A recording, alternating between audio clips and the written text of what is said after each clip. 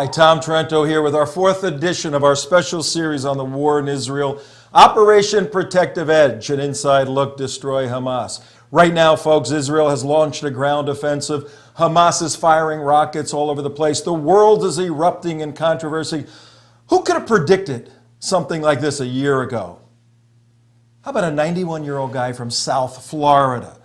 Take a look at this amazing interview we did with Mr. Bill Langfan 1 year ago as we sat down with him to discuss his exploits as a member of the United States Army liberating Buchenwald.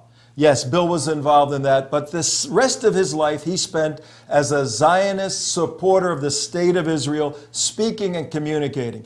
We sat down with him and asked him pertinent questions that are relevant to what's going on in Israel today about Iran, about the Hamas, about the 67 borders that President Obama was forcing then on Israel, about this two-state solution. Listen to Mr. Bill Langfan predict what's taking place in Israel today. 1 year ago, we shot this. Take a look.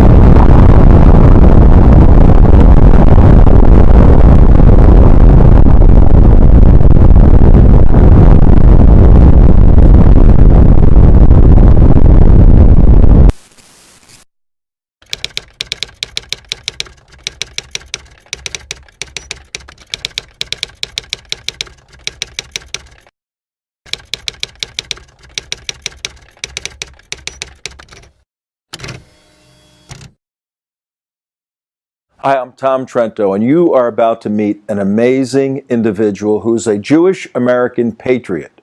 William Bill Langfan, 91 years old, was a very astute teenager in 1938 in America when he knew that Prime Minister Neville Chamberlain's trip to Munich, Germany to meet Adolf Hitler, to appease Adolf Hitler, was a mistake of historic proportions. Well, Bill Langfan today, through his life experiences, believes that President Obama's trip to Israel in March 2013 may also be a meeting of tragic proportions. Hi, Bill. How you doing? Fine and dandy, thank you. What are your primary concerns about President Obama's trip in March 2013? That Israel should return to 1967 borders is a fatal approach to the Middle East problems. We believe the borders of Israel and Palestine should be based on the 1967 lines with mutually agreed swaps. All right, well, what do you think the worst case consequences could be of the Obama policy implemented in Israel? All that we have to do is take Gaza and multiply it by many-fold, and we can readily envision what will happen. For example, they can start shooting missiles from right next to Israel proper. Their airport would be vulnerable 24 hours a day. The airports for their planes would become unusable with streams of missiles falling there. How are planes going to take off? How are pilots going to get to the planes?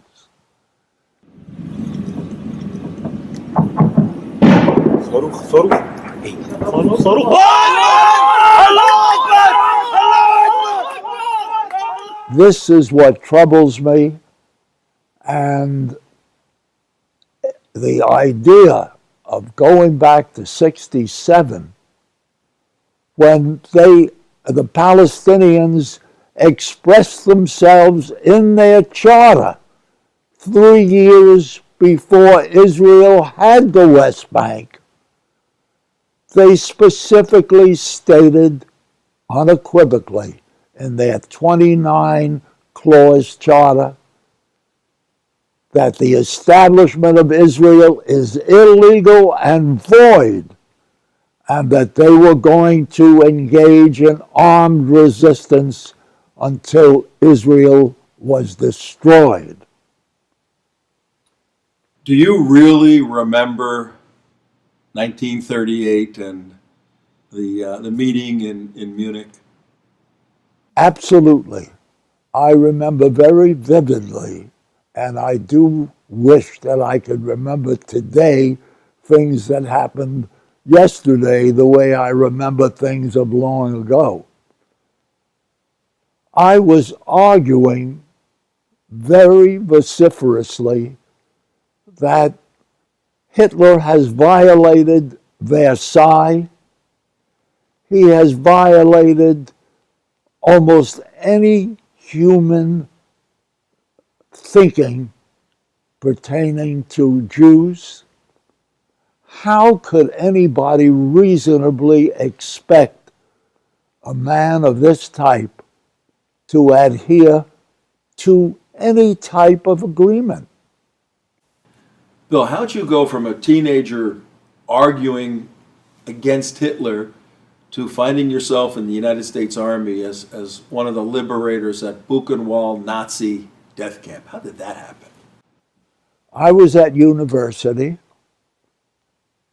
and on December 7th, 1941,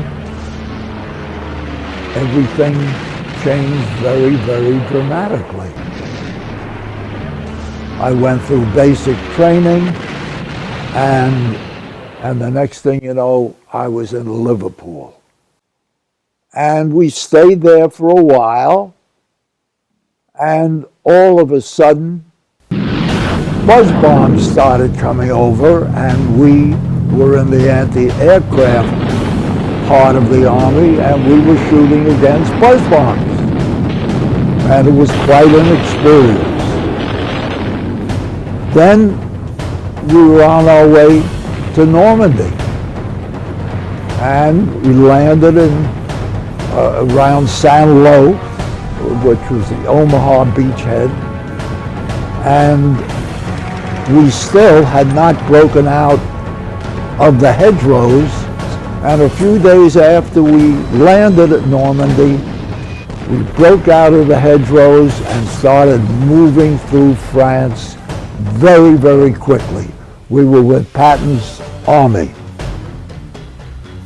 And before we know it, we were in Belgium.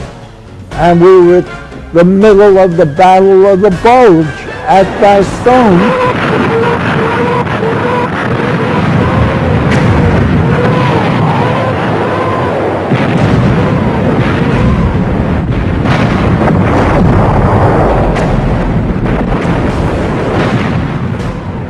And then we started going east through Germany.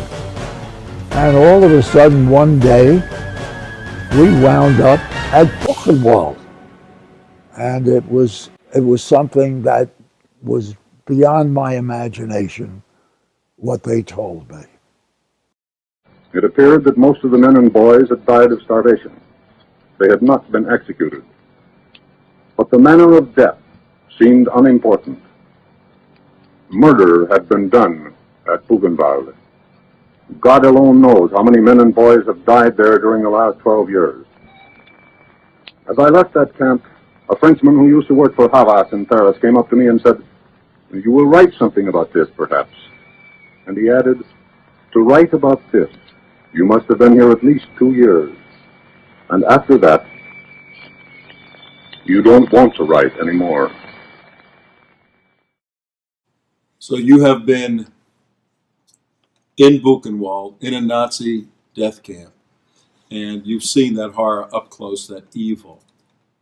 What is your comparison between Munich in 1938, the appeasement that started this war, and a possible Munich situation in 2013 when President Obama goes to Israel to pressure Israel to give up land for peace?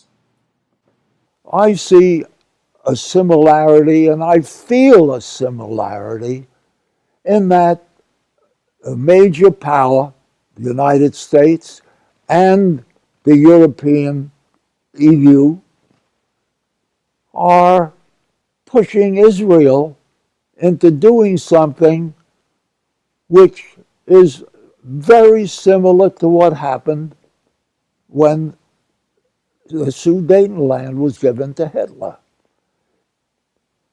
In this situation, major power, US, and the EU are trying to do exactly the same thing, and experience with the Palestinians indicates that they will do the same thing that Hitler did. As soon as they gobble up the land which are given to them peacefully, and they consolidate their position, they're going to start shooting missiles, just as they have shown that they are capable of doing and willing to do in their shooting of thousands of missiles from Gaza.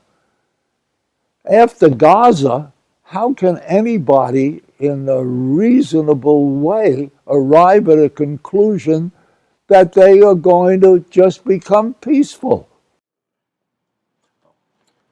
Bill, what are the main reasons why you don't view the Arabs, the Palestinians, Fatah, PLO, Hamas as seriously interested in the peace process?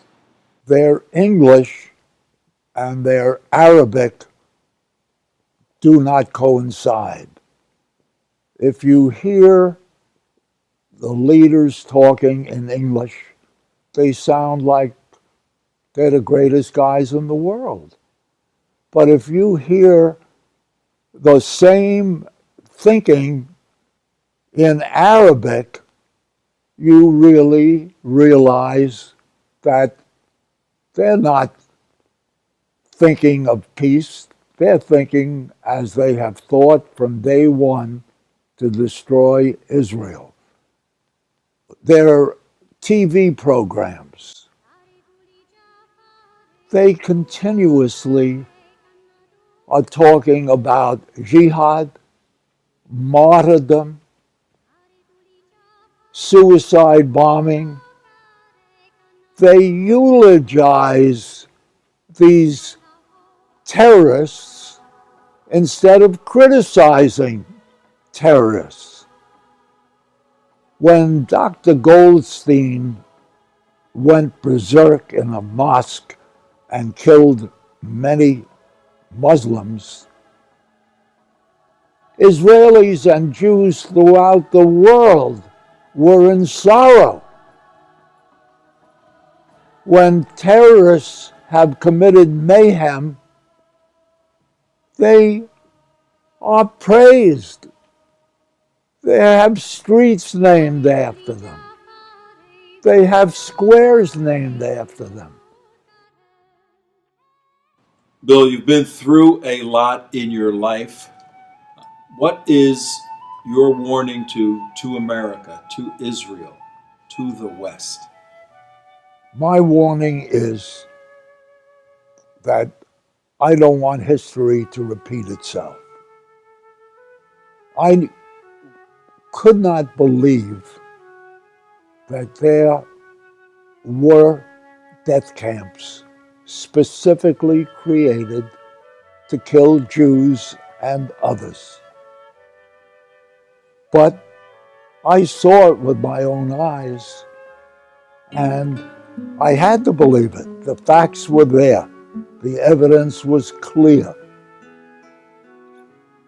We are trying to do the same thing right now by trying to force Israel to return to what have turned out to be indefensible 1967 borders with an entity that has stated unequivocally that they want to destroy Israel, and which on a daily basis on their TV programs eulogize terrorists and do this on a daily basis. They're telling us that it's great to murder and to commit mayhem right now. Why don't we believe it?